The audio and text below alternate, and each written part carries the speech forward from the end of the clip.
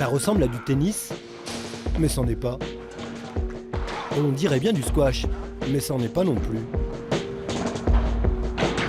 Avec cette drôle de raquette, on joue au padel. Le padel, c'est un sport qui se joue principalement 2 contre 2, donc c'est un sport d'équipe. Les règles pour compter les points sont les mêmes que le tennis, donc 15, 30, 40 jeux, 7, 2-7 pour gagner un match. Comme au tennis, d'abord un rebond au sol et après la balle. Par contre, par rapport au tennis, elle peut taper les parois vitrées et le grillage, et après la balle est jouable. Ce week-end à Lyon, pour ce sport qui se structure doucement, une grande première, des championnats de France. Des vrais.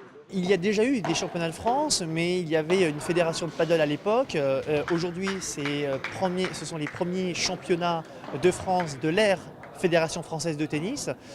Alors, il y a une différence. La Fédération française de tennis, c'est une grande fédération, cotée, connue, et quand elle fait de la pub, c'est évidemment bien plus simple en termes de communication et pour un certain nombre de choses. En France, le padel, c'est 3000 pratiquants pour le moment. On est bien loin de ça. Le padel est un sport né à Acapulco, Mexique, en 1969. Il s'est répandu en Amérique latine et en Espagne, où 2,3 millions de personnes le pratiquent.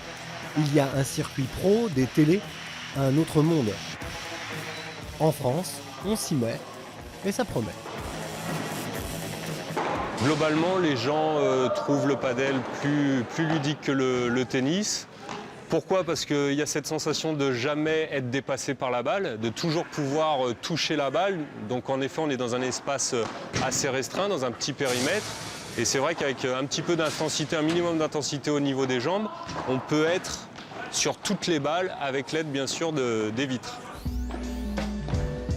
20 mètres sur 10, c'est la taille d'un court de padel, plus petit qu'un court de tennis. Et des cours de padel, il va y en avoir de plus en plus.